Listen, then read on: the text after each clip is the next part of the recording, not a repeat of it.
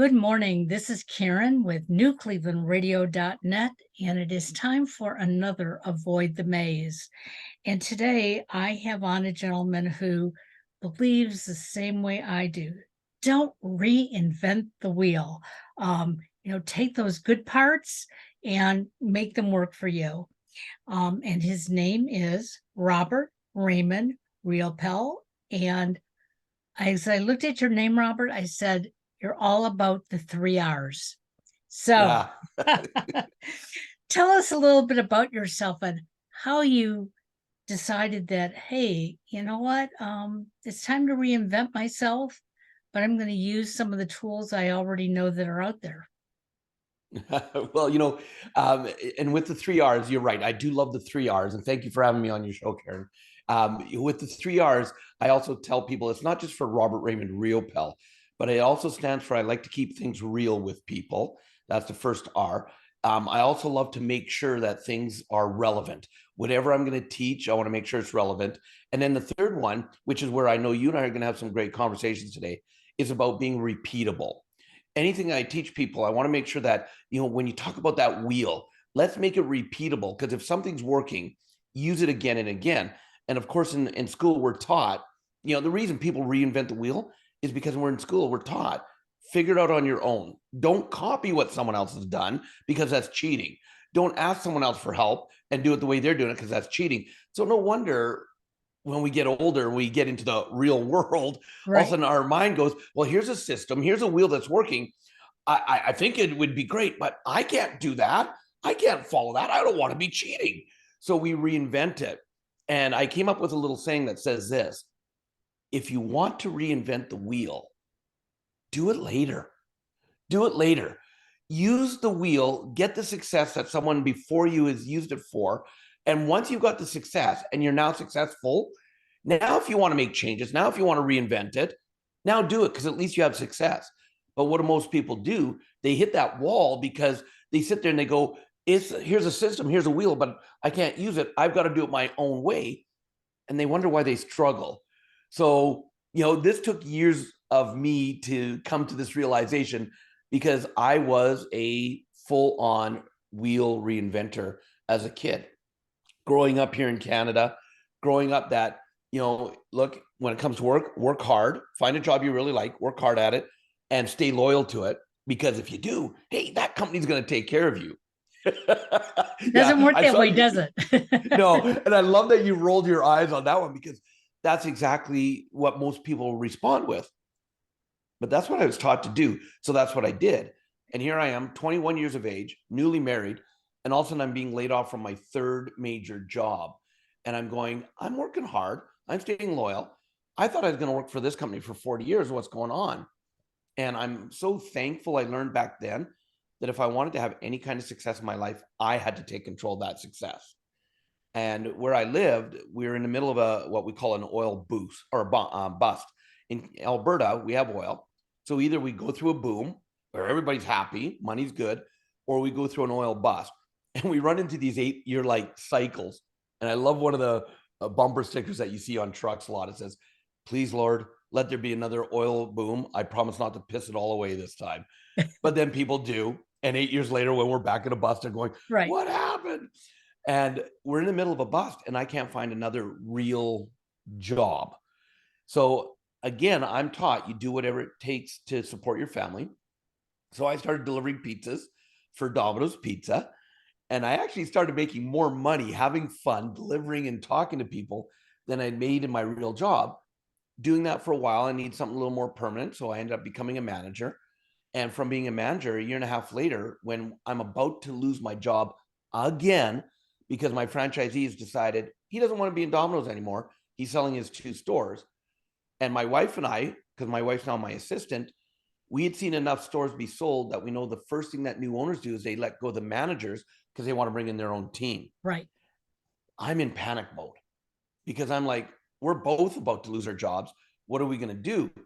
And of course, I'm like, okay, we got to contact every other franchisee. We got to find another store to manage. We got to do this and this and this and this. And my wife lets me go on for a little bit. And then she stops and she goes, are you done?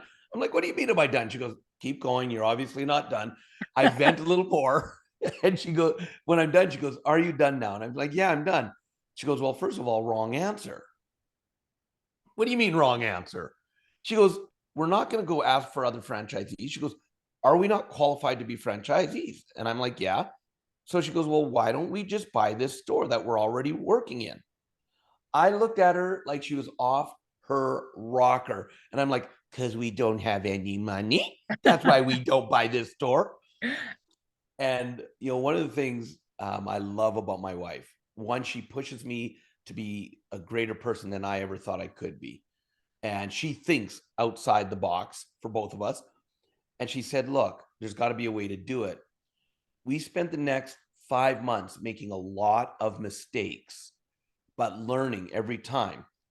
And after 5 months of making a lot of mistakes and learning and redoing and learning and redoing, all of a sudden we found that we were actually able to buy not just the store we were in, but we bought both the stores that my franchisee had for sale. And we actually did it with no money of our own. Wow. Yep. We got 100% financing and we became franchisees, and we're like, "Oh, we've got it made. We're 23 years old. We're franchisees." And we were franchisees for 9 years and we did okay. We started making pretty good money. But we started doing something that I'm afraid to admit that we're probably the only person who's ever done this. We started spending more money than we were earning. Now, I know I just shocked your listeners because no one else has ever done that. No, of course not. Absolutely not. Never, right? And by the time we were franchisees for 8 years, we're over $150,000 in debt personally and going down quickly. And that's when someone gave us 2 tickets to an amazing event that changed your life, where we learned why we handled money the way we did. More importantly, we learned to take responsibility for handling the money the way we were doing that. And then we learned specific tools we could do if we want to get out of debt. We were given the wheels of, this is what rich and successful people do. Here's how you do it. Follow this system and watch what's possible. And because we actually didn't reinvent the wheel, we said, this obviously looks like it could work, and we did it. We actually ended up going from being over $150,000 in personal debt to actually being retired completely, financially free 9 months later at the age of 32. And our minds went, wow, this worked. If this little bit of information gave us that result, what would more learning do? And at that point, we became avid students and we started learning from every master we could. What are the systems? What are the wheels that work? How can we do this? And for the last 21 years now, I've been blessed to travel around the world teaching these systems to people. I've taught personally in live trainings over 500,000 students around the world. And I've made millions of dollars doing it and living my passion and having a blast. And that's kind of the long version of my journey. And I love it. And you've said a couple of things that typically would make my eyes roll, because it's things that I keep getting in my email now that people know that I'm coaching and I've been podcasting for 10 plus years. And it's, well, you're doing it wrong.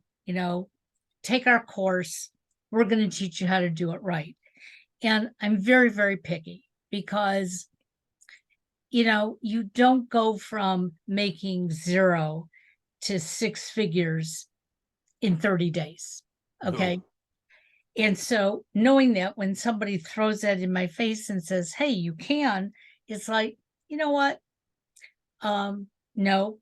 And what are you going to charge me to learn how to do that in 30 days? But at the same time, I say that sometimes we have to be a little bit more open-minded and listen to individuals like yourself and figure out if your wheel that you're using is really going to work for me. Yes. And it takes really going deep into your gut and saying, it's not. Now list down why it's not. Now let's talk about why it's not. Or yes, it is. Let's make sure and let's talk about that. So you have a wonderful wife and a great relationship. And plugging myself back in because I just noticed it said weak. So she knows how to talk to you and how to Mhm. work with you. I have a marvelous husband who has taught me that I am smarter than I ever thought I was. And when I come up with an idea, um, he challenges me. And Mhm. so that's what happened 10 years ago. Um, I had just gone back to school and completed my master's in communications. I was so unhappy in corporate America where I was working, loved what I did, hated the culture. Mhm. And he said to me, "What are you doing?" And I said, "But I make good money." And he goes, "I know you do. And that's wonderful. But you know what, honey? It's not all about money." That's right. And when I looked at him, that was not what I was expecting. I was expecting him to say, let's go find this little side job that you'll like, but keep making the money.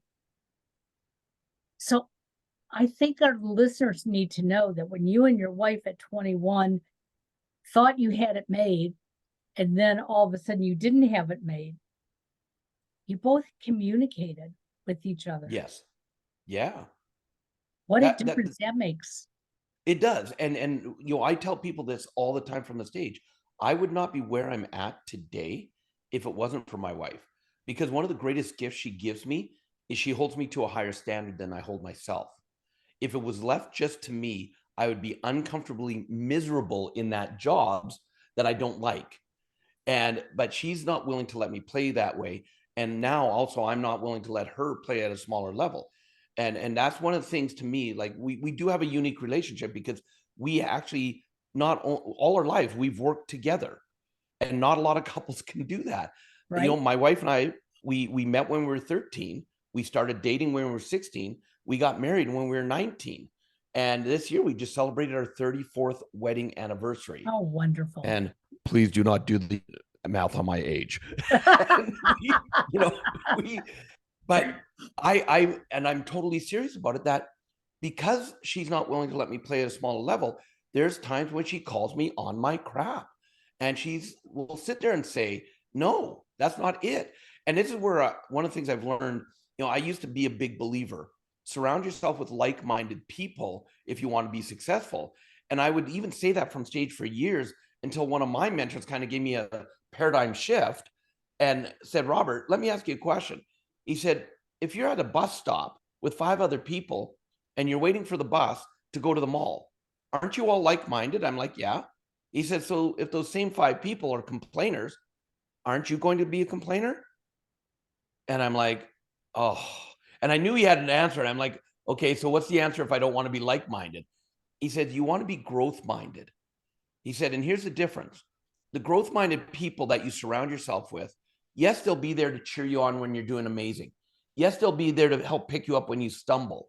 He said, but the most important role that they're going to play is they're going to be the ones that are willing to have those tough conversations with you when needed. The conversations like, why are you being a jerk right now? Why are you playing smaller right now? Why are you being whatever? And I got it, because that's the people I want to be around. I don't want to be around yes people that just go, oh yeah, you're doing great. Oh yeah, yeah, yeah, yeah. I want the people that tell me, no, you're being an idiot right now. You said something that was stupid. You're just being you're just trying to hold your way and be right about things when you're wrong, and you're not willing to see it their way. Those are the people I want to have in my life. Because if I'm the smartest person in the room, there's a problem, because I'm not that smart. And people go, oh, Robert, but look at all you do. And I said, yeah, because I walk in a room and I want to be the dumbest person walking in the room, because I want to go learn.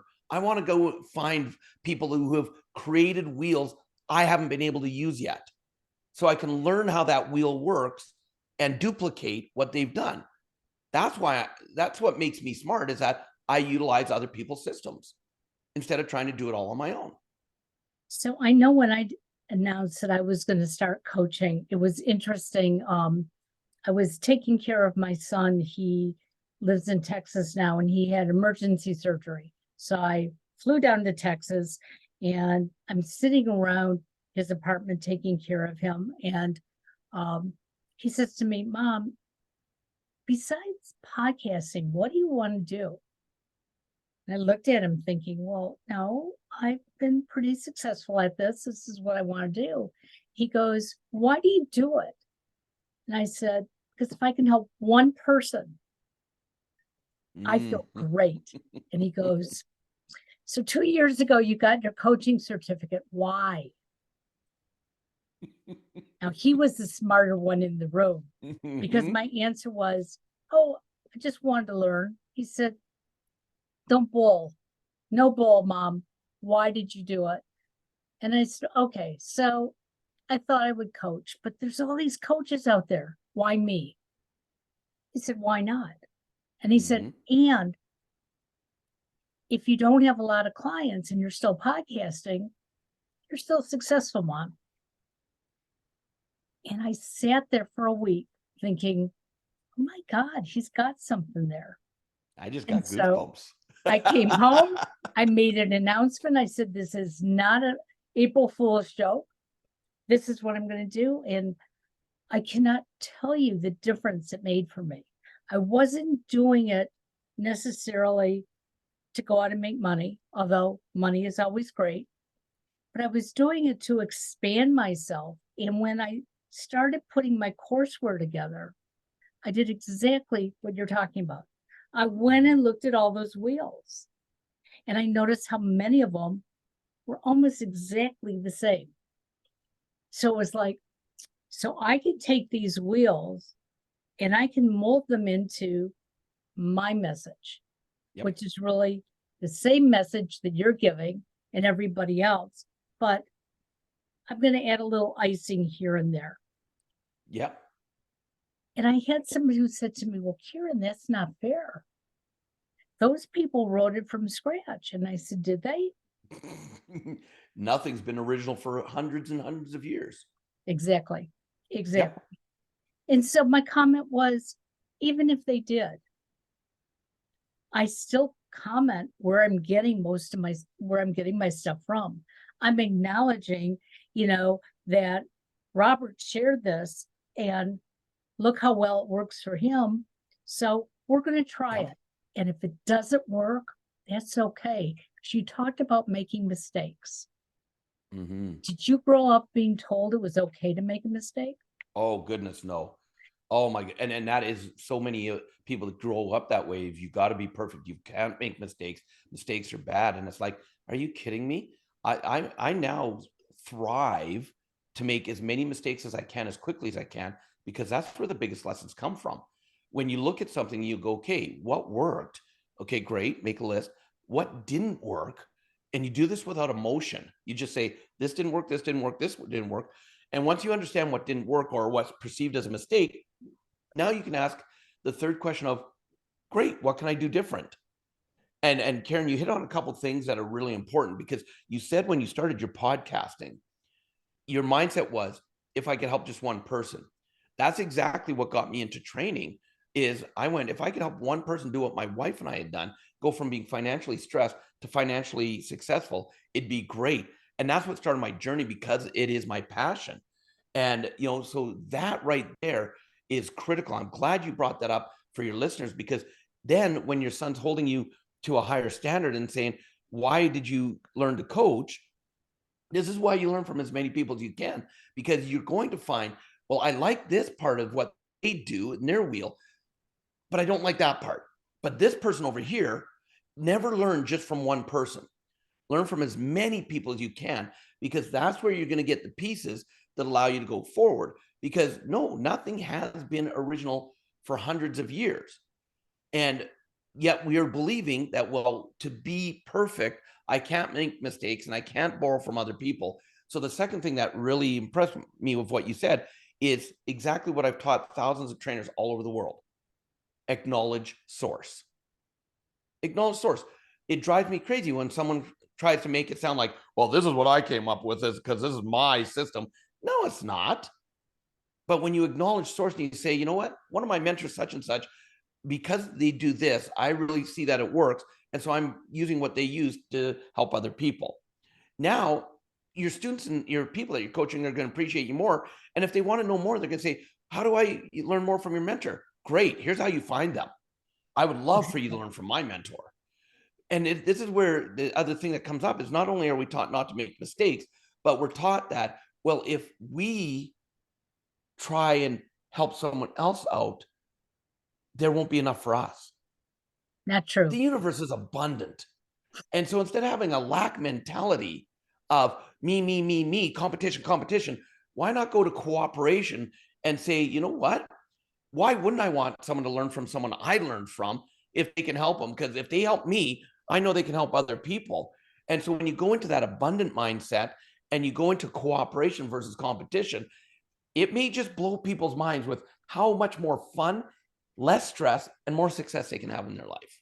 Well, it's interesting. I was talking to, she's one of my coaches. She's also one of my friends. And I don't always recommend that people go to their friends as coaches.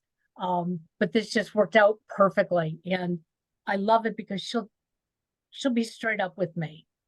And you're thinking that why, you're doing that why, and not accusing me, but having me like dig deep and tell her why. But a Good couple little weeks kid, ago, right? Why? yeah, Why? and it's so important to know that, because as a child, and I claim I was a child until I was 50, because my mother's voice and my father's voice was always in my head. Don't make a mistake. And if you do, you better fix it right away, because you don't want the neighborhood to know what you did wrong. Wow. And, I something about my 50th birthday, I woke up, I had this great job in corporate America. And again, loved what I was doing, didn't like the culture. And I just kept succeeding at it and succeeding at it. But the mistake I was making was allowing that culture every year just to eat me up. And I would put in more and more hours. So by the time I left corporate America, I was working a 12-hour day. Yep. Because I kept telling myself, I love what I do, so keep doing it, so you don't have to look at the culture. That's And right. the day that I realized that, I went into HR. First, I complained about the culture. And I realized as I was doing that, HR wasn't going to take any of it. And I just finally said, this just doesn't work for me. It's making me ill. Yep. I can't blame you, because this is what you've chosen. So I need to take a break and figure out if I can work within this or if I have to move on. Well, they made the Yep. decision for me. It was like, you know what? Aren't you close to retirement age? And it was like, that's illegal to say, but okay. But on the side, I had been doing some podcasting. And so I finally decided, you know what? I'm going to start using my voice. And once I did, what a difference. And who did I learn from? People like yourself. I was bringing on people who had faced some sort of a challenge. Yep. And then I listened. How did you get out of your challenges? So you sort of got out of yours early in the 20s. Well, yes, but that didn't mean there wasn't other challenges. And right. I'm loving this conversation we're having, because it's when I started training and I started living my passion. I'm a big believer, if you don't enjoy doing something you're doing, do something else, which is why we got out of Domino's. We quit enjoying it. And when I started training, I'm now living my passion. And one of my rules was always, if I ever start realizing I'm doing this for the money, then I'm doing it for the wrong reason. You had talked about that earlier. And I was 8 years in. I'm doing 40 to 50 full-on trainings a year around North America. And then we started going overseas to Asia and all through Singapore, Malaysia. And all of a sudden, I'm wanting to step back because I'm not enjoying it anymore. But I kept getting busier and busier. And all of a sudden, one day I'm in Singapore and I realized I got in an argument with one of my mentors, and it was about money, because I didn't feel I was being paid enough. And all of a sudden, on my trip home, I realized it's now become about the money. And I walked into the house at home and I said to my wife, I said, I'm done. And she looked at me and she said, don't bullshit me. Because for 2 years, she had been telling me to take a break because I was getting burnt out. And I said, no, I'm done. And I ended up taking 3.5 years off because I had overlived my passion. And this is something I want people to understand. You can overlive your passion. I got burnt out. And because I wasn't taking care of myself properly, I ended up going through 2 back surgeries because I had herniated a disc, and I, ended up having to get a microdiscectomy. Didn't listen to the doctor when he told me what to do after they took out over 50% of the disc. 3 weeks later, I re-herniated the same disc, ended up back in the hospital to get a second one. They took another 20+% out. And I ended up taking 3.5 years off because I hadn't listened to my body. I hadn't listened to my energy. I hadn't listened to myself, and it had become about the money. And thank goodness I was in a position financially where, I could take 3.5 years off and not have to worry about money because we had created that financial freedom. But I also learned that I went from overliving my passion, which is bad because I burnt myself out, started doing it for the wrong reason, to also not living my passion at all, which was just as bad. And all of a sudden, when I decided to come out of retirement, I wanted to have a little more balance in my life. And people think balance, Karen, is this is like, oh, everything's perfect. No. That's not balance. Everything's always changing. And to me, balance is when you're adjusting, constantly making those adjustments to keep yourself in balance. So when I came out of retirement, I said, I will only do 20 trainings a year, no matter where in the world I train, because I like my time off. That still gives me 6 months a year to be at home, be with family, do whatever I want. And when I came out of retirement in 2013, up until COVID, I call it BC, before COVID. I was flying on average 200,000 miles a year around the world, but I was doing 19 or 20 or 21 trainings a year and taking 6 months a year off. I brought that balance back into my life by learning what did not work for me. And again, being willing to not just look at, well, I did this right, did this right, did this right. I looked at what didn't I do correctly. I didn't beat myself up over it. I didn't say, oh my goodness, look at how you failed. Yeah. I went, okay, this didn't work. So how do I make an adjustment? And because of that, going right up until COVID, I was now staying healthier. I was living my passion. My wife and I were traveling the world because now we're all over the world. And especially when she comes with me on a trip, we make them holidays. So we put that balance back in. And of course, COVID, 200,000 miles a year down to zero, had to reinvent again, because now all of a sudden I can't fly. I can't do live trainings. Right. So we looked at it and we bought a beautiful acreage with the intention of eventually building our own training center. And now as we're doing this recording, I'm sitting in a 2,300 square foot training center that's attached to my house. On the outside of my office, I've got a super Zoom room set up where I can do a training and I can see actually 300 or 400 of my students on screens because I've got that many TVs set up. I've got 9 TVs to be able to see all my students. I've got multiple cameras. I've got a green screen, or I can set up sets. I am mic'd up so I can walk around, and I can do full-on live multi-day trainings in that studio. Or in 45 minutes, everything can be rolled away and I can have 50 students live now in my studio. In my office, I've got a TV in front of me here, a TV behind me here. I can do trainings right here and podcast interviews here. So we reinvented, we reworked it instead of going, woe is me, the world's conspiring against me, I can't, why me? Which a lot of people get into that role because we've been taught that if things don't go right, it must be you that something's wrong with, or that the world's against you, and we get in that victim role. I choose not to play the victim, Well, but I do sometimes. Yeah. And playing the victim makes you ill. If you think about it, the more Absolutely. it's, why me, why me, why me? Number one, people don't want to be around you when they hear that. Number two, you dig yourself down so deep that now you've got to crawl up again. You've got to start all over again. My oldest brother, taught me this lesson, probably about, a little over 10 years ago. And it was on a Christmas day. Now, I live in Ohio. He lives out in the LA area. I have another brother who lives in New York. My mother was living up in Michigan. No family around me other than my husband and my youngest son. Now, for some people, that would be enough, but I saw them. day after day. So here it is, Christmas Day, and I'm feeling sorry for myself. Everybody else is with family. Everybody else is doing all these great things. I just watched a Hallmark movie and look how beautiful Christmas is. I knew that was all advertisement, but I didn't want to believe it. So I got on Facebook and just, why me? Why can't friends invite us for dinner? Why can't family come and visit me? He happened to have read it. He called me up and he said, stop it now. If you want to be with other people, you make the phone call. Yep. You do the invite. You travel to see your family. But I don't ever want to hear you do that again.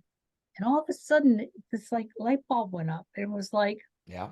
well, why not? Yeah, he's absolutely correct. And I've used that in every step of my life. Yeah, we all have pity parties. Okay. We do. We absolutely do. But when that pity party starts going out to the rest of the world, then we lose whatever we have, all that confidence that we have in ourselves. And so, you know, as I tell people, my life is not perfect, but it gets better and better because I start to make choices. And if my choice is wrong, I look at it and wonder, how can I change that? And if I can't, if it's always going to end up being this way because that's what the wheel says, but that's not what I want, well, then I'm not going to follow the wheel. That's right. And that's, which is a choice. Yeah. Which is a choice. That's where those growth minded, like your brother right there was a growth minded person in your life that said, reality check, take a look in the mirror. And if he didn't have the courage to say that, how long could that pity party go on? Because we all go into those roles. It's just how quickly do we come out of it? And that's why you want to have amazing people around you that are willing to be your greatest supporters in all areas, especially when you need that kick in the butt. Absolutely. So you've talked about this wonderful relationship that you have with your wife. There are a lot of couples out there who cannot work together. At least they claim they can't. Right. When I first met my husband, he was in the photo industry. And a week after we met, he was doing a photo show in Pittsburgh. Now, I lived in Southern Ohio. He lived in Northern Ohio at the time. And he just very nonchalantly said, you know, I need somebody to help me at the photo show. Do you think you could come and help me? And so I saw this as a great escape for a weekend, and I got to be with him. And I got there knowing nothing about photography other than you take a camera and you look, click. And he sold darkroom at the time. And he taught me about this one little square thing with all these colors on it. And he said, this is called a subtractive calculator. And if you don't have a meter, you use this to identify color. He explained it to me that way. People are coming up to the booth and I automatically take this out because it's a $12 thing. Wouldn't you love to have this? On Monday, he got an order for 1,000 of them from one dealer. He calls me up and he goes, what the hell were you doing? And I said, why? And he goes, how did we sell 1,000 of them? And I said, well, I just repeated what you said. I took the wheel and I did it. And he goes, oh my God. But it had to have also been your presentation. So he had another show 6 months later. You know, we were already dating. I went and I said, this is all I'm going to talk about. He said, can I teach you about some of the electronic equipment? I said, no. No. I know this wheel and I don't care about photography. But when you have somebody there to support you, it's so much easier. And we've worked together continuously, even though we have our separate careers, we work together continuously. Um, he needed help in the IT field, and he just said to me one day, I think you can do this. And he was working for a very small company at the time called Microsoft, and I became an alpha tester. I had no idea what it meant, but I became one. Yep. So encouragement, but belief in yourself that you can learn something new and take it Absolutely. to the next step. Yeah. And that's where, like, you're touching on relationships. There's times my wife and I, we have disagreements. It's not like it's always perfect. It is perfect because we don't just try to pretend and that everything's we have disagreements, but we also have commitments to each other that we will listen to each other. When I travel, as an example, I'm half a world away, and I'm on a 2 week trip, and one of our commitments is that, no matter how tired either of us are, we won't just get on the phone together. We'll get on FaceTime, and we'll do at least a 5 minute call, face to face, looking at each other, being present. And the key to being present is because I don't know if you've ever experienced this, Karen. I know the answer, but I'm going to ask it anyway. Have you ever been talking to someone, and even though you're there with them, their mind's 1,000 miles away? Oh, yeah. They're processing a ton, right? And so one of the gifts we give each other is when we're on the call together, we're present with each other. And if we notice the other person drifting, that their mind's somewhere else, we don't get upset. We simply say, come back to me. And that's our signal to say, be present with me here. Because, I've just finished 12, 13 hours on stage. I'm tired. I'm a half world away. So maybe it's now midnight my time, but it's 1 o'clock in the afternoon my wife's time. So she's wide awake. And so I just want to go to sleep. But because we have that commitment to each other and we are present with each other, that 5 minutes can be all the difference in the world. And that's what keeps us, our relationship strong. And it's little things like that. So even if you don't work with your spouse, even if you're in totally different careers, can you take 5 minutes a day to fully 100% be present with each other to whatever's being said or whatever's happening or whatever? Because that 5 minutes, this is where one of the reasons I tell people 5 minutes can change your life. That's one example of how 5 minutes can really impact your relationships. I love that. It's interesting. My husband was semi-retired up until April, and he decided to accept a full-time job. Except the full-time job is an hour away from home. So he leaves at 7 o'clock in the morning, and typically somewhere around 7:15, he calls me because he's starting to get a little tired already on the road. And I already know I have to block out that time, and it's good. I'm keeping him awake. I'm keeping him safe. And then again, on his way home from work, he will call me. So I usually know at 5 o'clock, somewhere between 5 and 5:15, the phone's going to ring. He also knows our son usually calls me on his way home from work, and he's down in Texas, so the hour difference. But it's great because we are prepared for each other. And even if we don't want to talk, sometimes he'll just say, I just need you on the other end of the phone, just in case. And so I can be making dinner, I can be doing other things if that's what he says to me. And it makes a difference because if we didn't take that time at the beginning of the day and the end of the day, I don't know when we would, because when he gets home, That's right. he is wiped out. And truthfully, some people would say, well, Karen, you're sitting at a computer and you're coaching and you're podcasting. How tiring is that? Oh my goodness. That mental fatigue, I'll take It- physical over mental any day. and yesterday was one of those days that when he called me at 5:15, he heard in my voice, you are wiped out. And I said, yeah, I am. Because I've learned, don't lie about it. Don't say, oh, That's no, right. I'm okay. And as soon as I did, he said, can you just sit on the phone?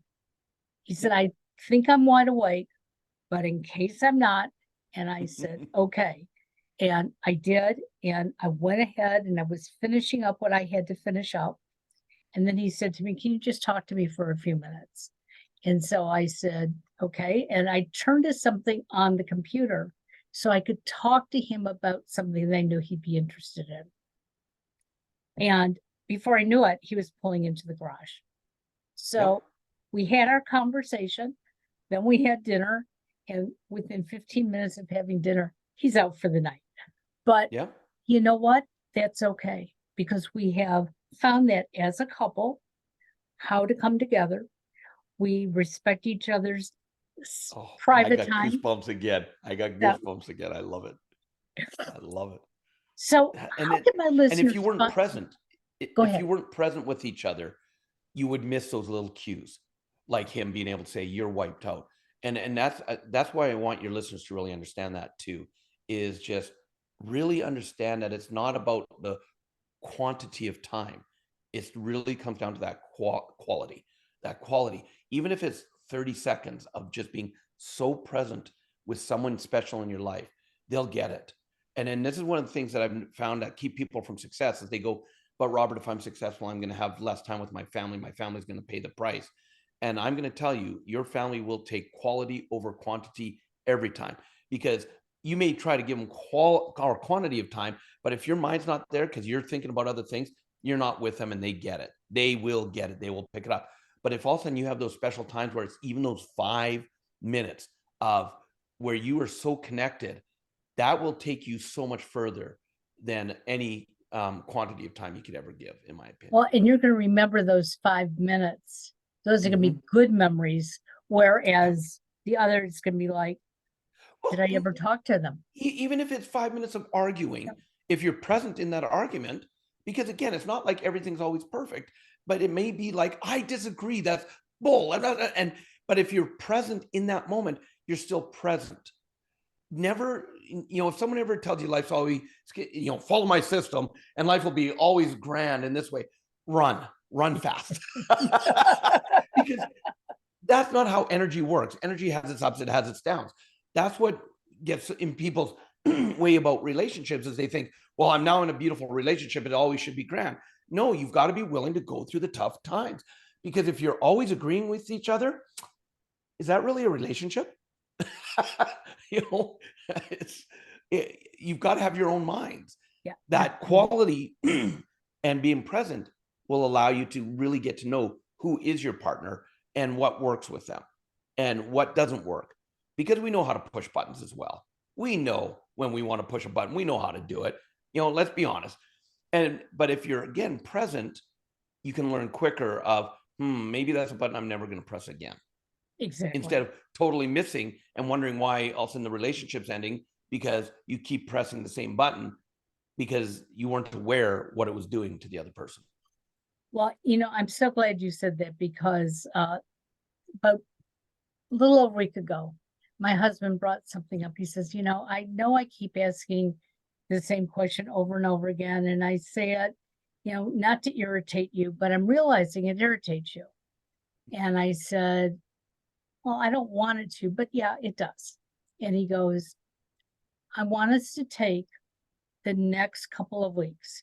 Let's think about, he says, I'm never going to stop asking, but is there a better way that I can ask that isn't going to be as, doesn't feel like a punch in the gut? Right. And he said, and let's also think of it something else that you can say if you really want me to stop, rather than say stop.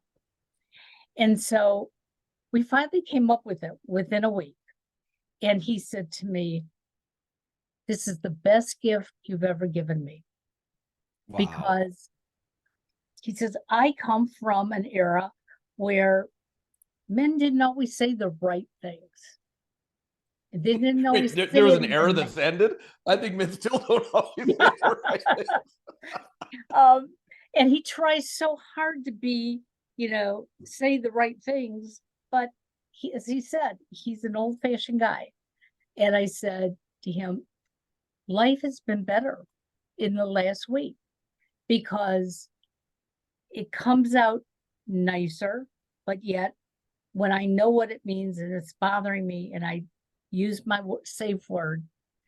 I said, you don't get mad. And I think we need to do that in all parts of our life. Sometimes there's someone that we're working with that they say something in a certain way that just gets under our skin. Oh, yeah. Number one, we have to figure out why. Okay. But we also have to let that person know, hey, that's pushing my button. Is that what you're trying to do? And if not, let's rework it. Yep. Gold right there. So how can our listeners find you? Because you are exciting. You promise an engaging conversation, and we had one. So how can they find you? Well, the easiest way to find me is just my name, robertriopel.com. That's going to be the easiest way. And, because I believe that our time is one of our most precious commodities, one of the things I'd love to do as a gift from you and I, Karen, to your listeners for just taking their time, because the fact that you took time to interview me, I thank you so much for that.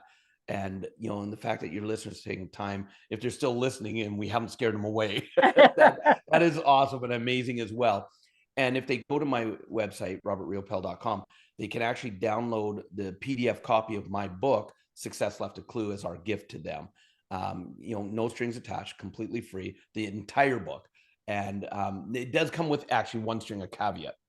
I didn't write the book as a book. I wrote it as a workbook because I know people are creatures of the habit. And so at the end of every chapter, I have what's called action steps, that if people really want to take their life to another level, do these action steps. And because I'm quirky and I like to have fun with people, I'll even say at the beginning of some of the chapters, hey, did you do the last action step? If not, stop reading right now. Go back and do the action step before you read more. So if they go to my website, they'll be able to download a copy of the book as our gift to them. And that, it's that is absolutely wonderful. And that's funny that you should say that, because for those of you listening, I met Robert through podmatch.com, and I took this quiz that they provided us. And then afterwards, when I got my score, it said, to improve your score, here's the class, go take it. And I kept thinking, I'm going to take it. I'm going to take it. And I got a message yesterday. You have 10 days to take the course. And it was like, oh my God, I've been meaning to do that. I want to improve my score. So I love when somebody provides us something that we can learn from.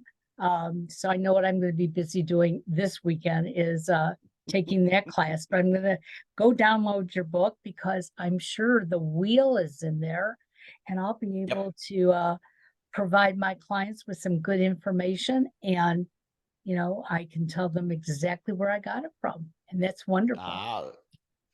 Excellent. Well, thank you for having me on your show. Thank you. You were wonderful, and hopefully we'll have you back on again. I love it. Anytime. Thank you. Bye-bye now.